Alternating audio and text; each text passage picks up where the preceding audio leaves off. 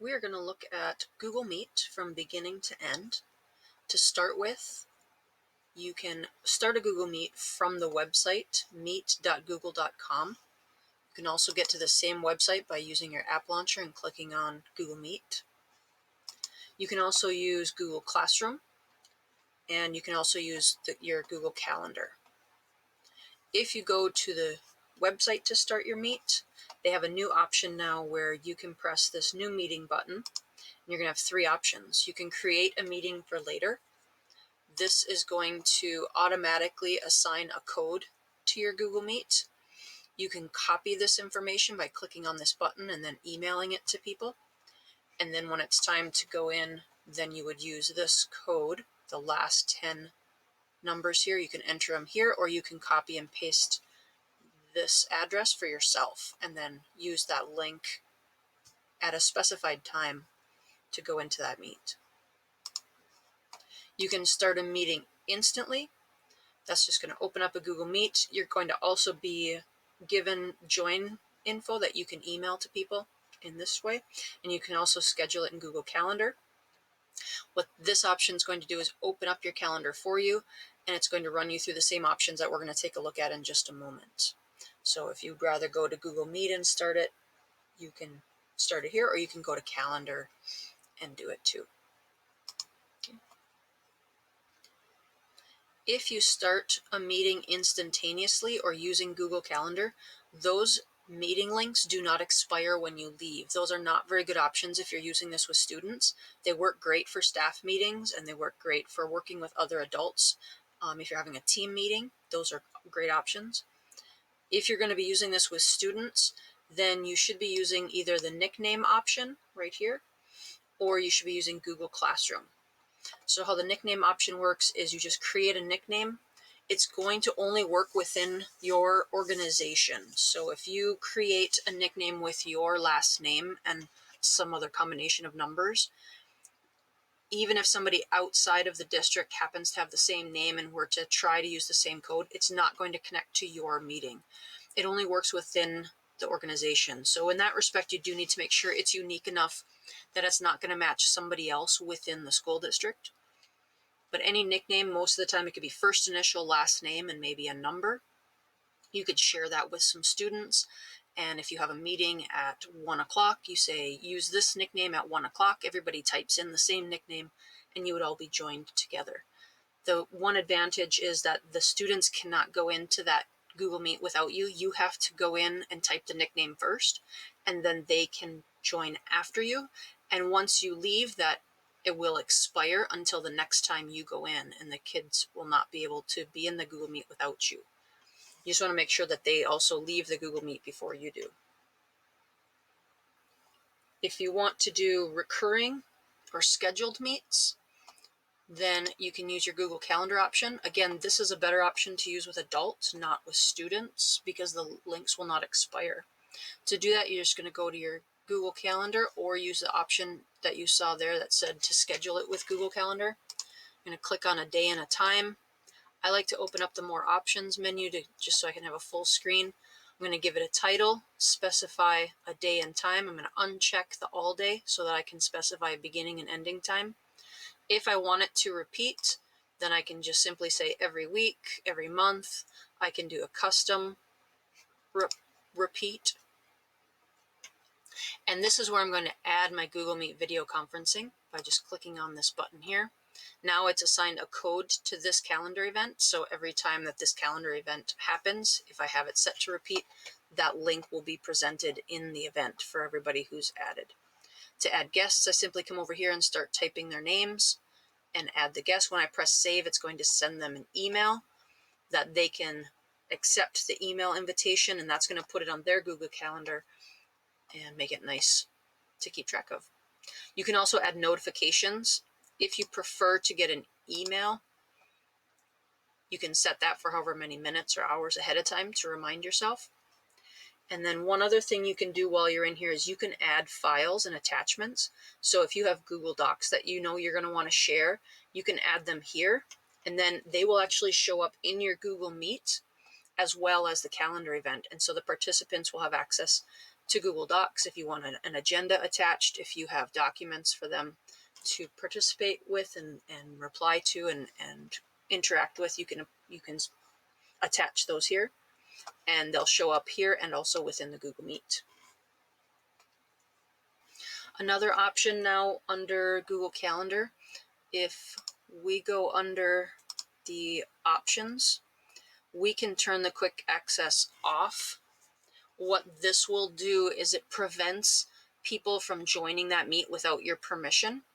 So if you are rescheduling this ahead of time and you don't want them to come in before you get there, you can turn that off, and then before you even send this out to people, it's already turned off and you don't have to get there first. People can't join anonymously, and only the people that are invited can come without being asked.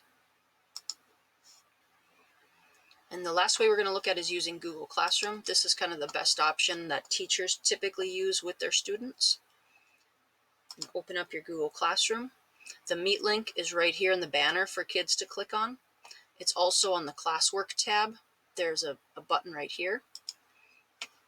When you first create your Google Classroom, instead of Meet link, it's going to say Generate Meet link. And you can click the button here to generate it, or you can go to your settings where the gear icon is and scroll down, and right here, if you have not generated one yet, this will say Generate Meet link as well.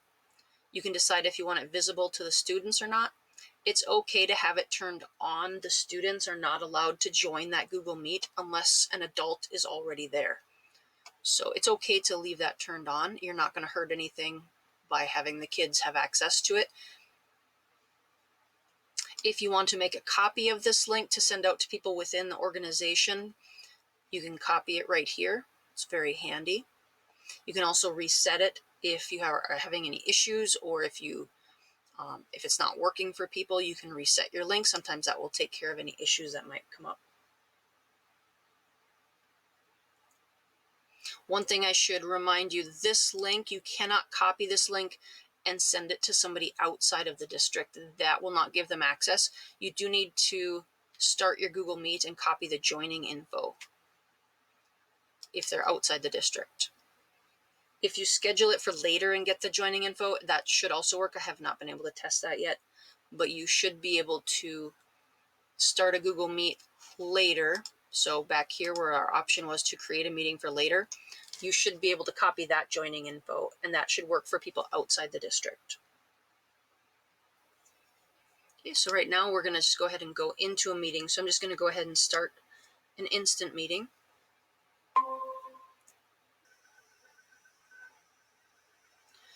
You'll notice that the same join info is available here.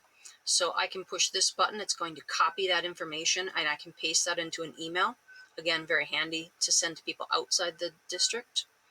If they're inside the district, it's just as easy to add them here. If it's just a few people, you can click Add Others, type in their names, and it will send them an email notification and a link to your Google Meet so they can join. Otherwise, you can go ahead and close that. If you've already closed your join info, you can also open it up by just clicking on this. You can copy your join info right here and paste it if you need it later.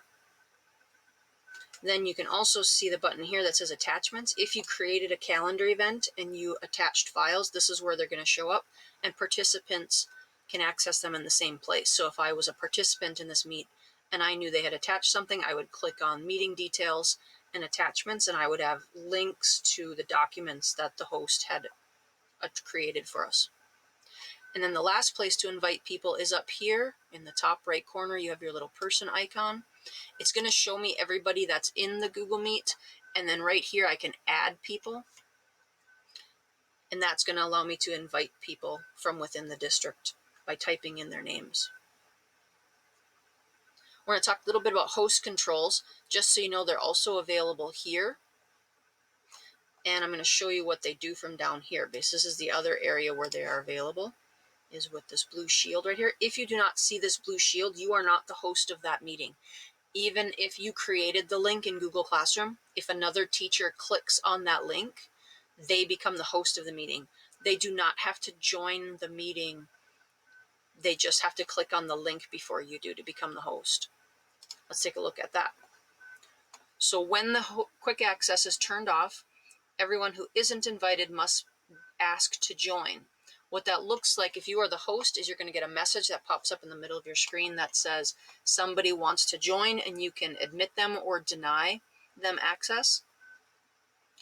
If this is turned on right now, if it's has color to it and it's turned on, anybody who has that link can come in even if you didn't want them to. So if somebody shares that link with somebody else and you didn't want them to come in, they will be able to. So just by tapping this and toggling it off, now everybody who wasn't specifically invited has to ask permission to come in.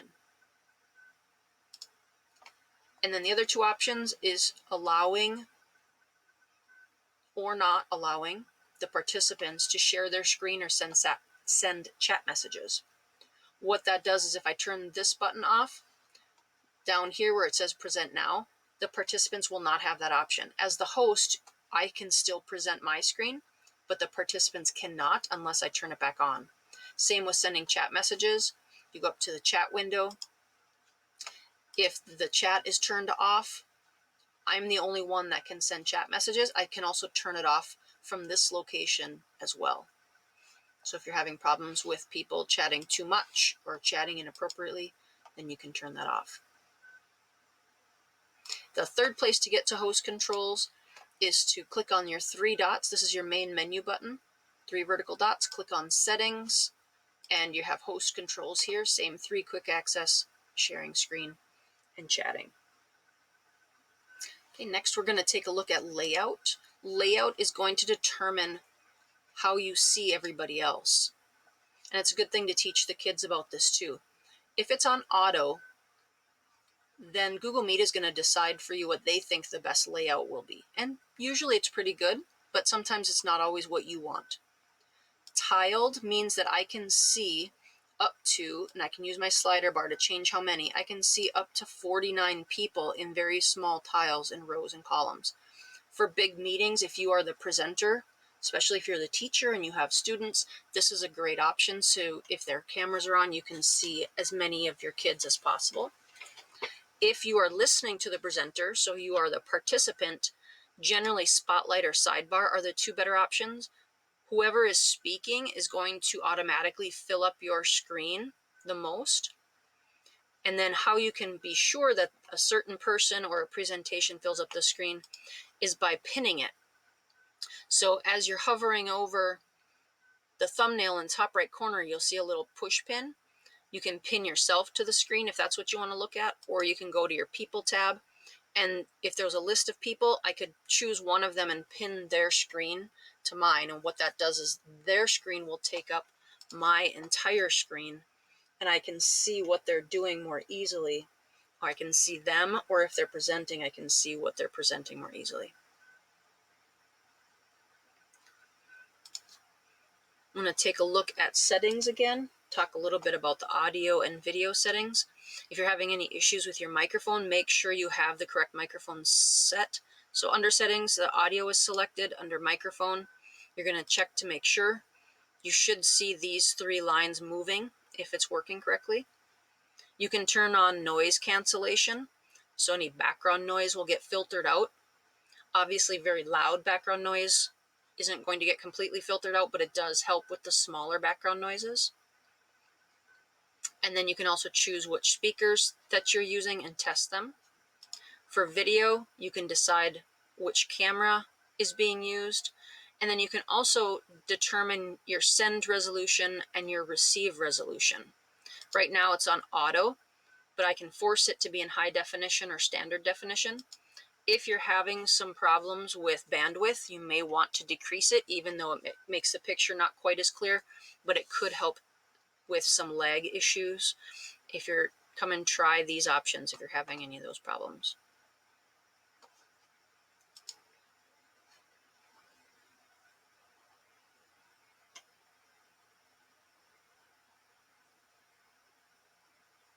One other update that they made recently was these host controls are now within the same Google Meet. They're considered sticky, which means if I set them this way, it's going to remember it.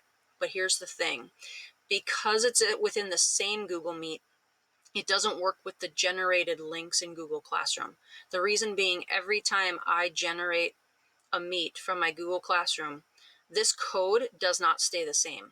So that last code with the 10 letters at the end changes each time I open my Google Meet from within Google Classroom. However, if I am doing this with adults and I'm using a Google Calendar event, that code will stay the same, and then Google Meet will remember my settings under host control, and it'll stay the same until I change them.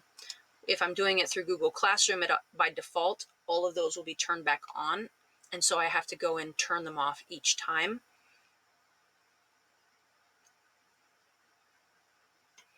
Next, we're going to take a look at muting and removing people. If you have somebody in your group who is forgetting how, or they're refusing to turn off their microphone, if you click on the little speech dots right here, you're going to have an option to mute them. And then it's not showing up because I don't have an extra person. There's going to be 3 vertical dots just to the right of this push pin. When I click on those 3 dots, I'm going to have the option to remove them from the Meet. And if I remove them from my Google Meet, they will not be able to enter that Google Meet again until the following day when that code resets.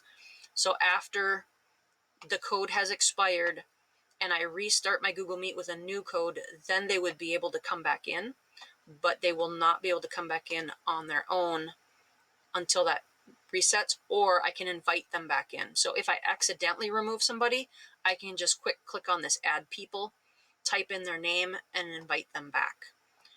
What that allows them to do is go back to Google Classroom, click on the link, and they will be able to join again.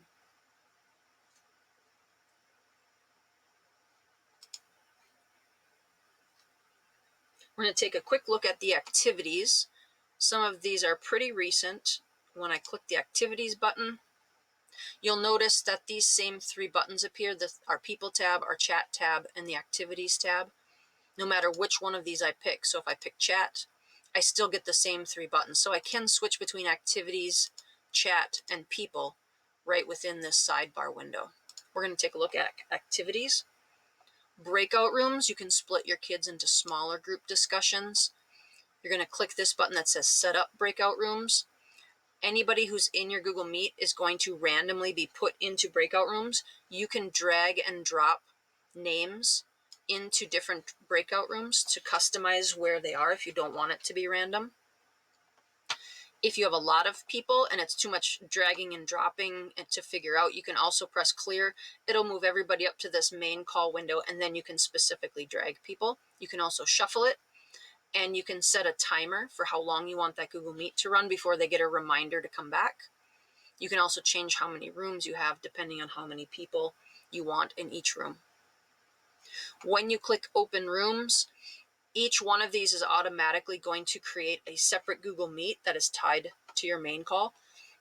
There's going to be a join button, so if you want to go into one of those breakout rooms, you can press the join button and join them.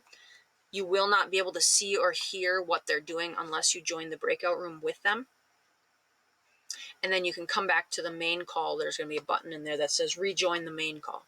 If you set a timer, when that runs out, or when you click the button to end the breakout rooms, it's going to give them a reminder and tell them to join the main call. But at this time, until they do an update, it does not force them to come back to the main call. So you're going to have to teach that expectation of coming back into the main room after the breakout room has ended.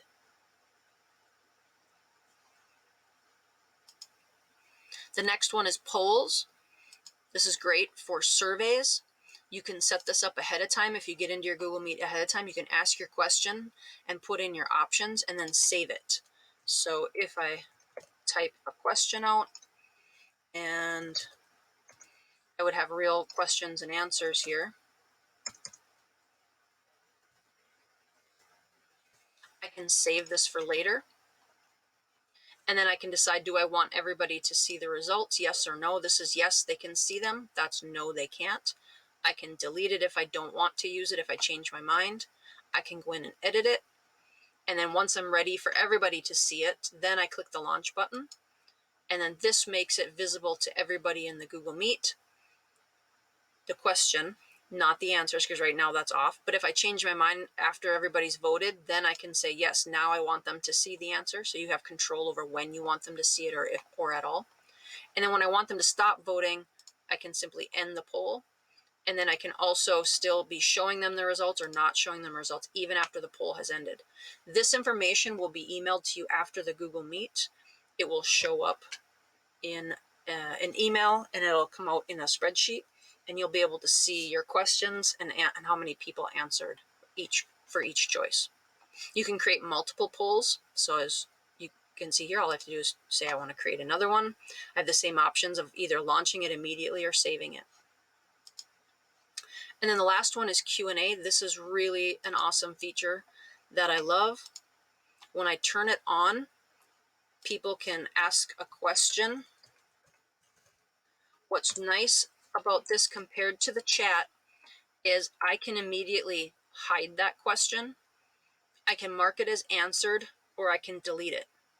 The other participants can vote for that question. If they have the same question, they can simply, instead of typing it again, they can simply upvote it, and that lets you know that multiple people have that question.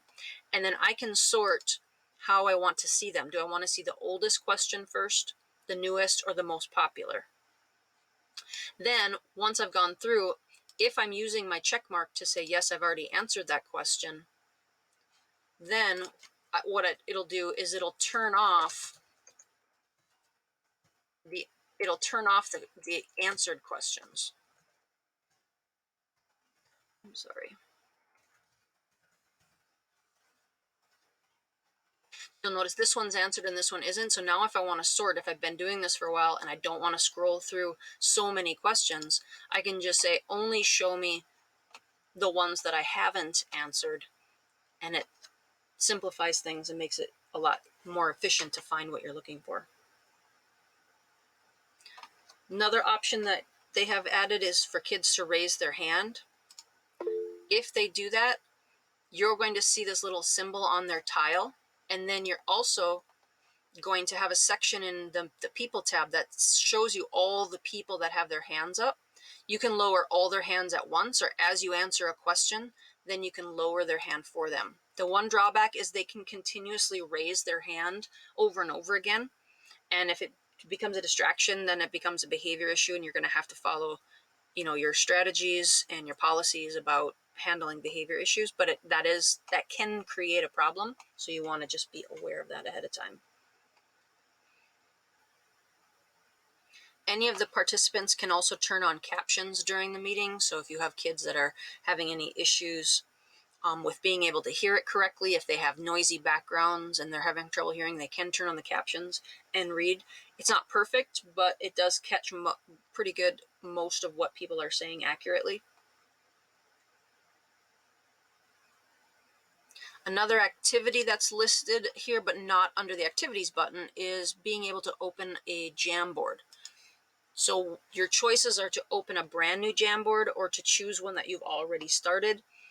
A link is automatically put in the chat box for people to join.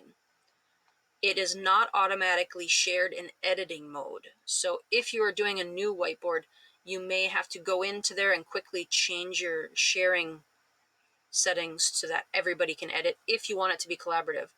If you are just opening it to demonstrate something or show them something, then you would want to keep it in the view only mode. If you want them to interact with it, make sure you change your sharing settings. In order to record your Google Meet, you're going to go back down to your three dots. You're going to go up to record meeting. You're going to be presented with a disclaimer. Make sure that you have consent and make sure you let people know that you are recording. And then you press start. You're going to have a button up in the top left corner that lights up that says recording, and it's going to make a noise if your speakers are on that lets you know that it is now recording. When you are done, you're going to click on these three dots and click stop recording. It takes a little while to process, but eventually that recording will go to your Google Drive. You're going to have a folder that says Meet Recordings It will not have a name. It doesn't match the Google Meet name or details. It's going to be a random name. So my best practice is to go there as soon as it processes and change the name of that recording to match the lesson or whatever the title of it should be. If you want to share that Google Meet with your students, then after it has processed and after you have renamed it, you're going to go to your Google Classroom. You're going to go to your classwork tab. You're going to create either a material or assignment, depending on how you're presenting it to them. And then you're going to add it, and you can go directly into your Google Drive, go into that Meet Recordings folder, grab that recording and attach it to this assignment. In this case, it's a material, so they can just view it, put in your title, and post it.